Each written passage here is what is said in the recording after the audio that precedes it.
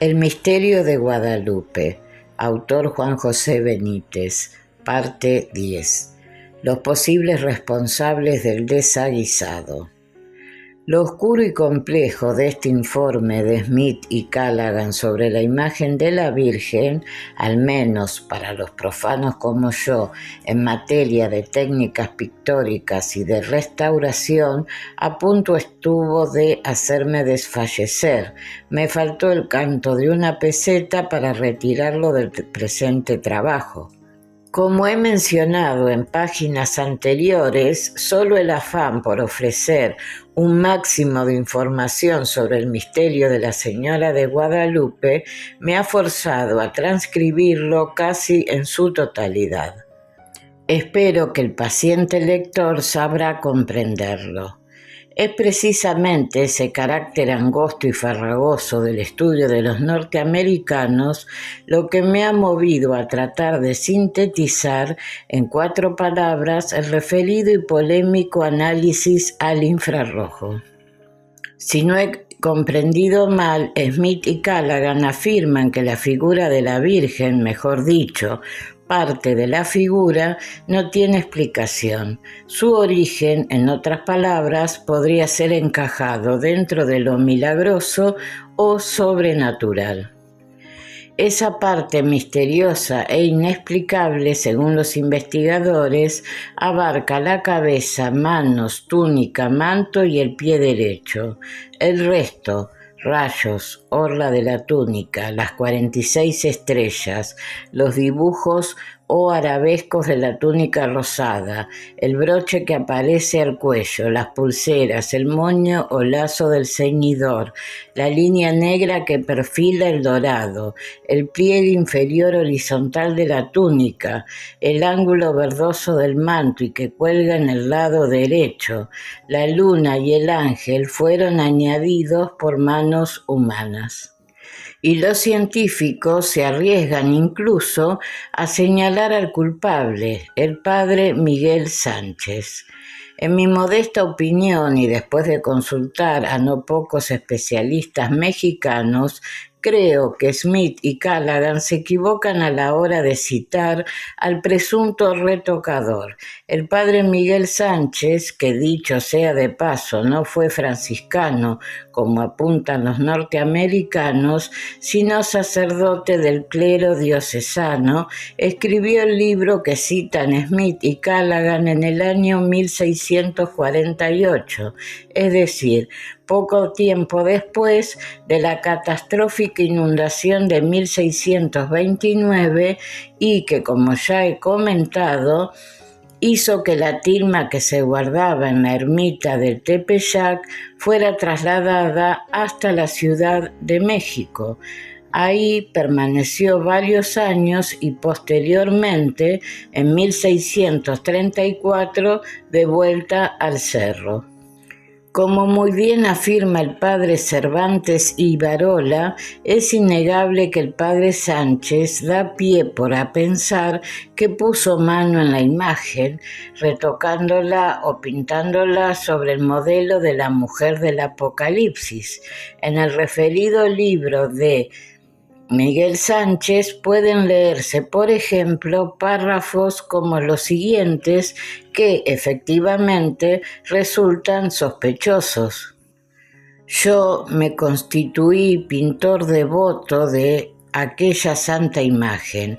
Escribiéndola he puesto el desvelo posible, copiándola amor de patria, dibujándola admiración cristiana, pintándola pondré también la diligencia, retocándola.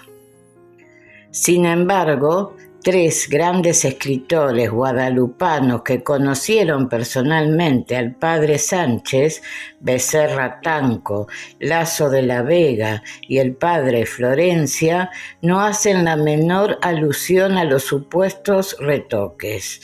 Si el padre Sánchez hubiera sido el autor del desaguisado en las crónicas de la época, aparecería como tal. En este sentido, el citado padre Florencia, refiriéndose al libro de Sánchez, nos da ya una pista de su lectura. Dice, es enmarañada y difícil, por lo cual se hizo necesario entresacar lo verdaderamente histórico de entre la entretenida y curiosa amenidad de floridas erudiciones. En otras palabras, que el amigo Sánchez no era muy de fiar como historiador. Descartado entonces el padre Miguel Sánchez como verdadero autor de los añadidos y retoques a la imagen de la Virgen, ¿quién o quiénes pudieron llevar a cabo el trabajo? Y sobre todo, ¿cuándo? No fue fácil despejar ambas incógnitas. En realidad, ni los más eruditos autores tienen seguridad absoluta sobre la personalidad de dicho personaje o personajes. Hay sospechas, nada más. Lo que sí parece claro, y pude confirmarlo durante mi estancia en México a través de numerosas obras y de las opiniones de los historiadores, es que los añadidos se practicaron en dos épocas muy distintas y distantes en el tiempo. En primer lugar, en el siglo XVI y poco tiempo después de la misteriosa aparición de la imagen en el ayate de Juan Diego. Por último, en el siglo XX. En aquel primer momento, y según todos los indicios, las manos humanas llevaron a cabo la mayor parte de los retoques. Basta con estudiar los más antiguos y destacados testimonios escritos, pictóricos y escultóricos que se conservan por el mundo sobre la imagen de la guadalupana para deducir que tales añadidos tuvieron que ser realizados poco después de la enigmática impresión de la imagen en capa del indio. Y por aquello de no fatigar al lector con otro aluvión de datos sobre el particular, me limitaré a enunciar por orden cronológico aquellos documentos principales en los que se describe a la Virgen tal y como hoy la conocemos, es decir, y según los descubrimientos de los científicos norteamericanos, con los añadidos incluidos. Primero, el propio Nicán Mopoua, del sabio indígena Antonio Valeriano, fue escrito poco después del gran acontecimiento, más o menos hacia los años 1560, según algunos autores, y entre 1545 y 1550, según otros. Como se aprecia en el capítulo del Nicán dedicado a la descripción de la imagen, esta se presentaba ya a la vista del todos con los rayos, luna, ángel, lazo, estrellas, etc., que, repito, son fruto de los pinceles humanos. 2. La célebre imagen que se venera en la actualidad en la localidad italiana de Abeto, dicho estandarte, fue regalado por Felipe II a Andrés Doria, que lo tuvo a su lado en la batalla de Lepanto. El hecho nos sitúa en 1571.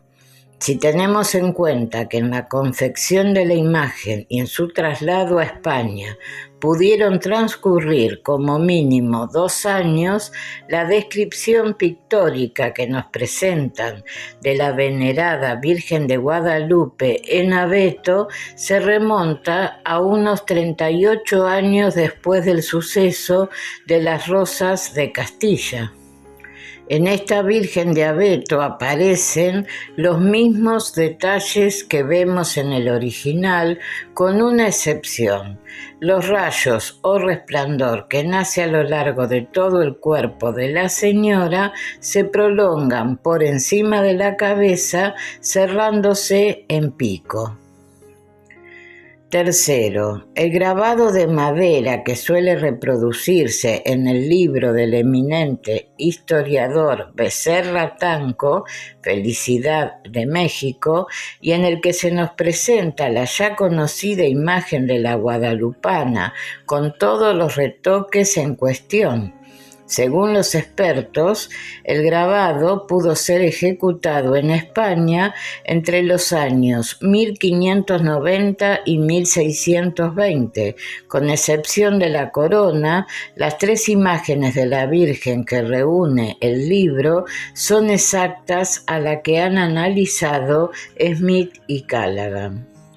Cuarto, la imagen guadalupana del magnífico mosaico en pluma que se conserva en el Museo Michoacano de Morelia y que fue elaborada, según los especialistas en la materia, hacia 1590, salvo las lógicas excepciones de las 46 estrellas del manto y de los dibujos o arabescos de la túnica, el resto de la imagen es igual al que hoy se venera en la Basílica del Tepeyac.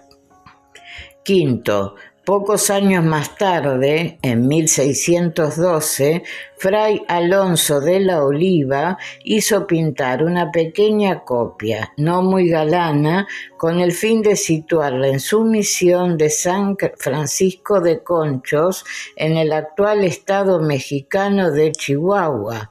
Era una imagen idéntica, yo diría que gemela a la actual. Sexto, las llamadas informaciones de 1666. No voy a extenderme ahora en tales documentos que constituyen una pieza básica a la hora de demostrar la realidad física e historia del indio Juan Diego, puesto que dedico un amplio informe a tales hechos en mi segundo libro.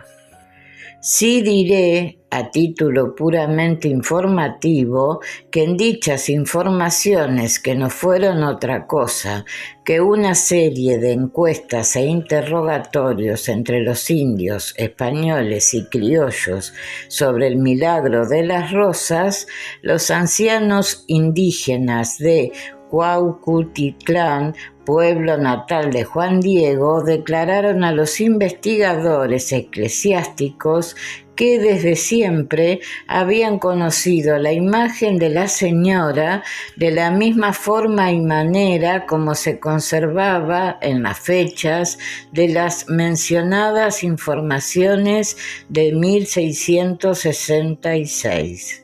Entre estos indios, uno de los más ancianos, Gabriel Suárez, de 110 años, certificó que, de la misma manera que la vio hacía ahora 80 y 90 años, la vio hace 2 años sin perder punto de sus colores y hermosura.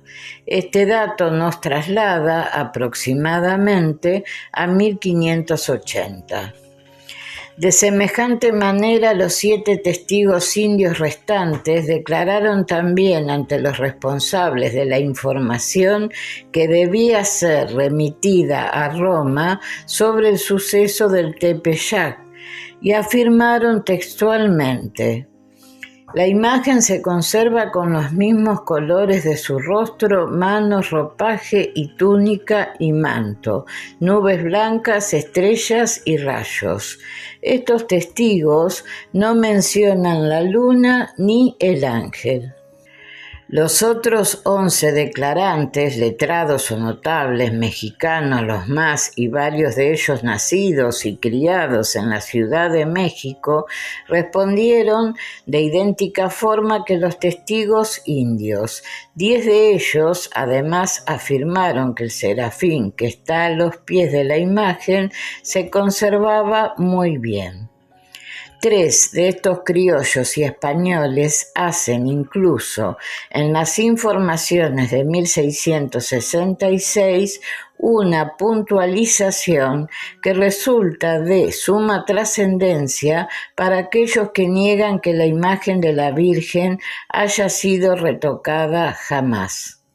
Este testigo, afirman, no ha sabido, oído ni entendido de persona alguna que desde la aparición de dicha santa imagen se le hayan renovado por ningún artificio de pintor los colores de su sacratísimo rostro, cuerpo y todo lo demás de que está adornado su santísimo retrato.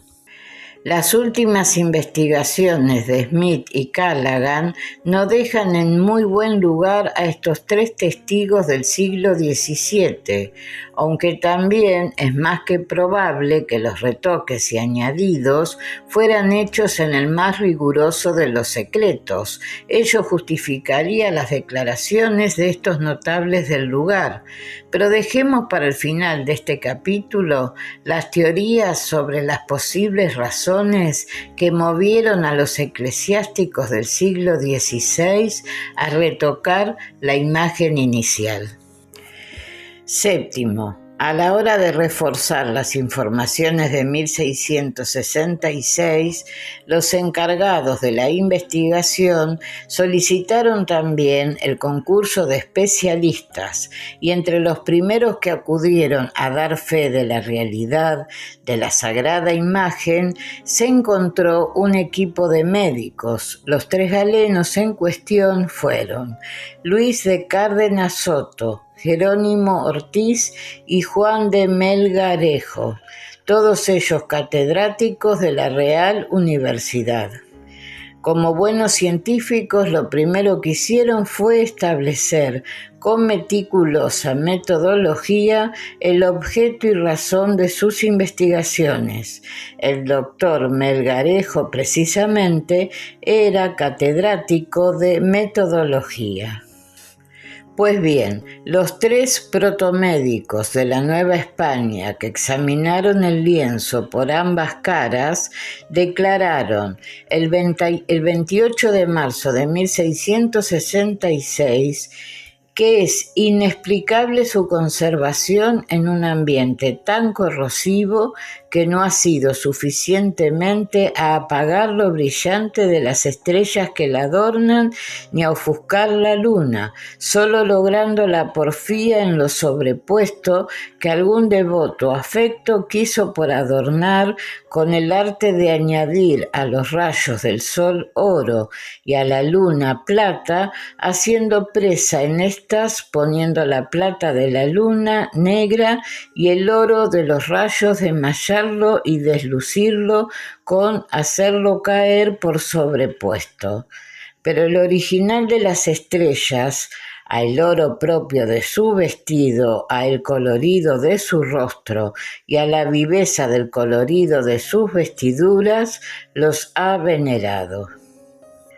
Por último, y por no alargar más la lista de testimonios en los que las descripciones de la imagen coincide con la que hoy se venera en el altar mayor y de la Gran Basílica Mexicana, me referiré a las 12 hojas que escribió el licenciado Luis Becerra Tanco en este mismo año de 1666 y que presentó al Cabildo de la Catedral de México. 11 años más tarde, una vez fallecido el documento titulado Felicidad de México en el principio y milagroso origen del santuario de la Virgen María de Guadalupe, fue publicado por su amigo Antonio de Gama. En este trabajo, Becerra Tanco describe la imagen tal y como hoy podemos contemplarla en el Distrito Federal. El libro, por cierto, alcanzó hasta 16 ediciones, 2 de ellas en España y en el propio siglo XVII. Franciscanos y dominicos a la greña. En resumen, si el documento más antiguo de que disponemos hoy y en el que se hace ya una exhaustiva descripción de la imagen de la Señora de Guadalupe se remonta a los años 1545 o 1550, ello quiere decir, lógicamente, que los retoques y añadidos tuvieron que ser ejecutados sobre el original entre estas fechas y 1531, fecha de las apariciones. Tenemos ahí, por tanto, entre 14 y 20 años en blanco. Unos años, en mi opinión, en los que la imagen original, muy distinta a la que hoy conocemos, tal y como señalan Smith y Callaghan, fue transformada a base de rayos, luna, ángel, estrellas, etc.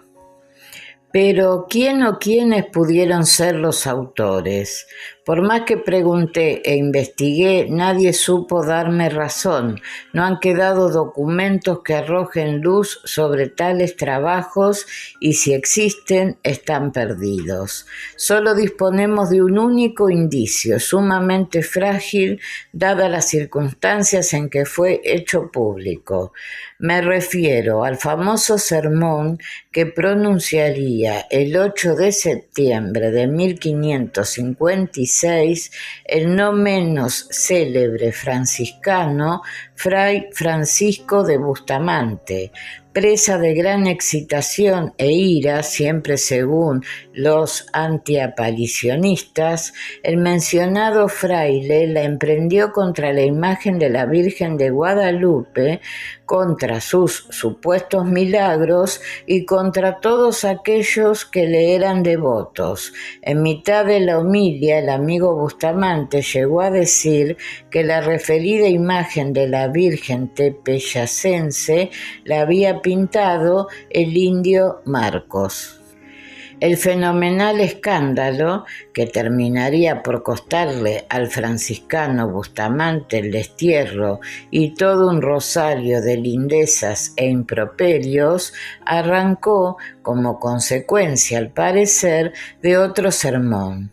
2 días antes, el 6 de septiembre, el entonces segundo obispo de México, Fray Alonso de Montúfar, sucesor del protagonista del Milagro de las Rosas, Fray Juan de Zumárraga, pronunció una fervorosa plática en la catedral refiriéndose al carácter milagroso de la imagen de la Guadalupana. El sermón estaba plenamente justificado, ya que se trataba de la antevíspera de la fiesta titular de Nuestra Señora de Guadalupe, que en aquellas fechas se festejaba el 8 de septiembre.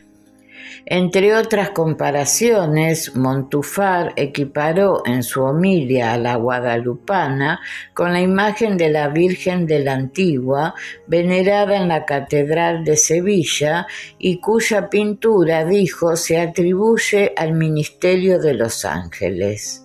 La comparó también con la imagen de Nuestra Señora de los Remedios, cuya efigie se venera en muchos santuarios de España, con la Virgen de los Reyes, patrona de Sevilla, que se venera en la Capilla Real y que fue regalo de San Luis, rey de Francia, a San Fernando, rey de España. Igualó también la imagen de la Virgen del Tepeyac con la de Nuestra Señora de Montserrat, cuyo origen prodigioso se remonta a las últimas décadas del siglo IX. El supernaturalismo de nuestra guadalupana, afirmó ante cientos de fieles, es similar al de la imagen de Nuestra Señora de la Peña de Francia. Por último, el obispo de México la equiparó a la Virgen de Loreto en Italia. Con todo ello quiso dar a entender que, al igual que estas imágenes europeas, tenían un origen maravilloso, otro tanto sucedía con la del Tepeyac. Había por aquellas fechas una agria rivalidad entre los franciscanos y dominicos, a cuenta sobre todo del poder y atribuciones de cada uno de estas órdenes en los asuntos de la administración y evangelización de la Nueva España. Y no faltaron oyentes del sermón de Montúfar que esa misma tarde acudieron más que presurosos hasta el provincial de los franciscanos, Fray Francisco de Bustamante, para terminar de envenenar al ya temperamental fraile. Debía de llover sobre mojado porque Bustamante, en su plática del mencionado día 8 de septiembre en la capilla de San José de los Naturales en el convento de San Francisco, la emprendió, y de qué forma, contra el obispo, contra la imagen de la Virgen y, como decía anteriormente, contra todos aquellos que creían en ellas.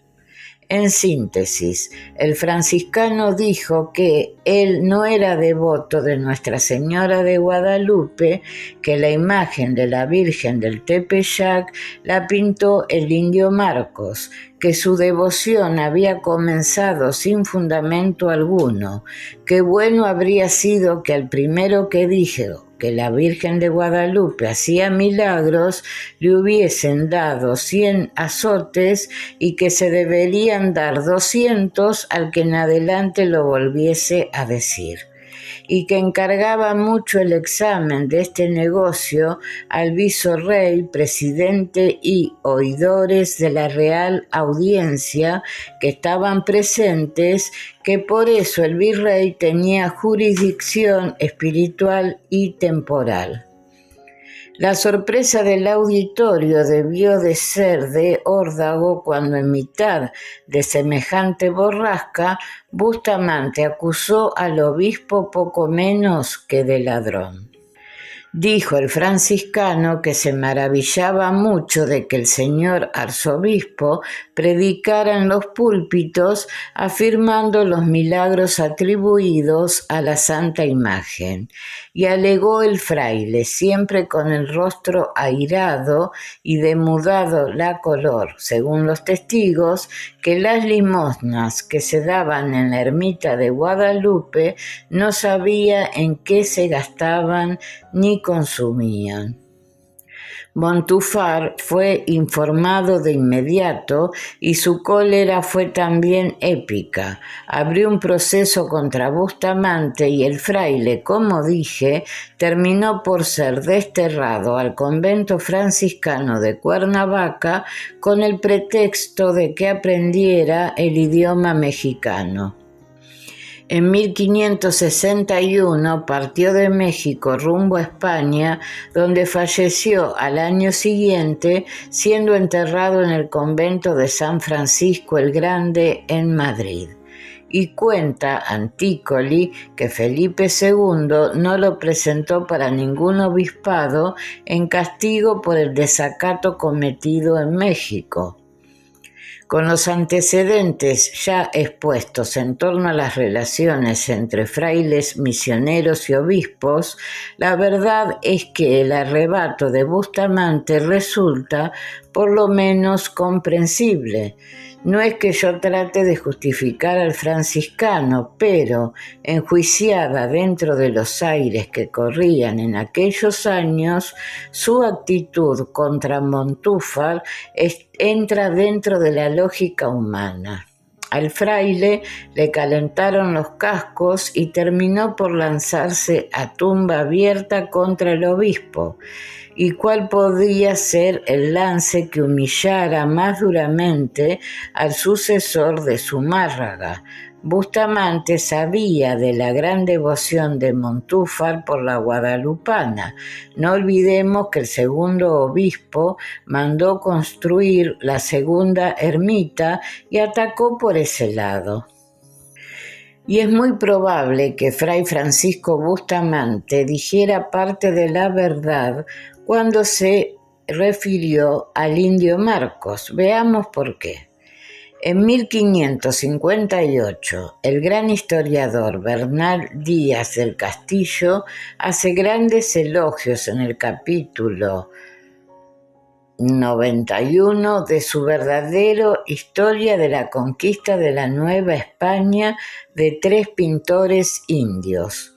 Dice textualmente: 3 indios hay ahora en la Ciudad de México, tan primísimos en su oficio de entalladores y pintores, que se dicen Marcos de Aquino y Juan de la Cruz, y el Crespillo, que si fueran en el tiempo de aquel antiguo o afamado Apeles o de Miguel Ángel, que son de nuestros tiempos, también los pusieran en el número de ellos.